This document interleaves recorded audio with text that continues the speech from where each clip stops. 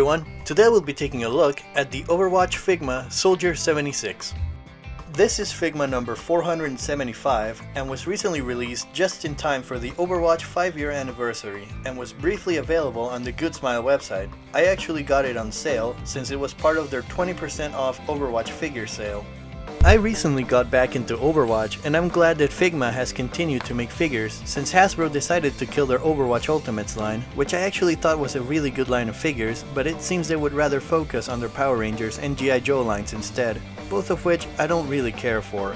Maybe once Overwatch 2 comes out, they'll restart the line, but I won't keep my hopes up. For now, I'll just stick with the Figmas. Before we move on to the figure itself, let's take a look at the packaging. This figure comes in a standard white and blue Figma box with a window display on the front, and as usual it shows the figure inside and some accessories it comes with. On the sides it has some shots of the figure in different poses, and on the back we get some pictures showing some different poses and the accessories that it comes with. Soldier 76 looks like he stepped right out of the game for the most part and is overall very accurate sculpt and paint wise to how he looks in the game and the animated shorts he's in. The paint details came out very clean and there are no blemishes on my figure. The effects are also well painted and have a blue frost effect on translucent plastic, and the gun also looks very good. You can even see the small writing on the side of the pulse rifle, which I honestly wasn't expecting to see. Both Soldier 76 and his rifle have a really nice red, white and blue colors, as well as some metallic gray paint in smaller areas such as his zipper, parts of the rifle, and his sidearm. His visor is a nice dark red color with a lighter red in the middle, and all of his grenades are well painted in yellow and metallic colors. Moving on to the articulation, this figure has a standard Figma head and neck joint. It has double ball hinged shoulder joints, single jointed elbows, ball hinged wrist, and a ball hinged upper torso.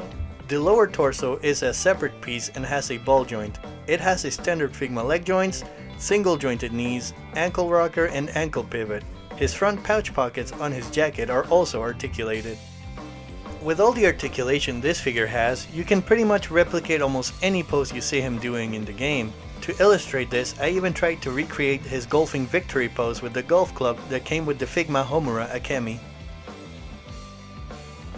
For accessories, this figure comes with his pulse rifle, a pair of hands to hold the rifle, a pair of open hands, a pair of closed fists, a pair of item holding hands, his auto aim visor, a firing effect, a tri-rocket effect, a spare wrist joint, a standard Figma base, and a standard Figma bag. Just a heads up, the Figma stand can't actually hold the weight of this figure, and although it works perfectly fine for regular poses, it really doesn't work for the jumping pose you see in the back of the box. That's why I used a Revoltech base instead.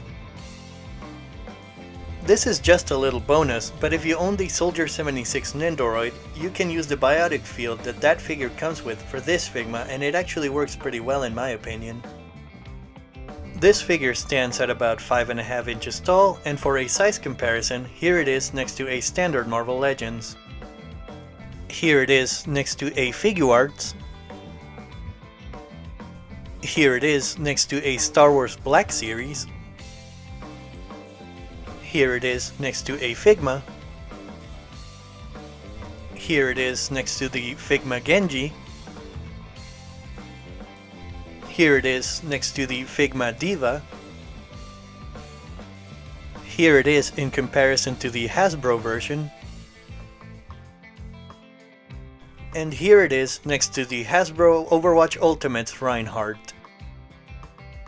Overall, I think this is a really good figure, and articulation wise it's in my top 5 Figmas. However, I do have a few gripes with it, the biggest one being the price and lack of accessories that should have been included at this price point, such as an unmasked head or face and a biotic field like the Nendoroid has. I see no reason why those couldn't have been included with this Figma, considering figures of a similar price point have shown that they can come with a lot more. This is more of a minor nitpick, but his rockets are painted a solid metallic gray and don't have the painted stripes you see in the game. I just thought it was worth mentioning. Still, I think this is a good addition to my Overwatch collection and I'm glad I got it. It's very fun to pose around and photograph, and if you have some of the Fortnite legendary figures, they work really well as random mooks for some characters to fight. They worked really well with Soldier 76 for some shots. And that's pretty much it for the review. Let me know what you think of this figure in the comments, and as always, thanks for watching!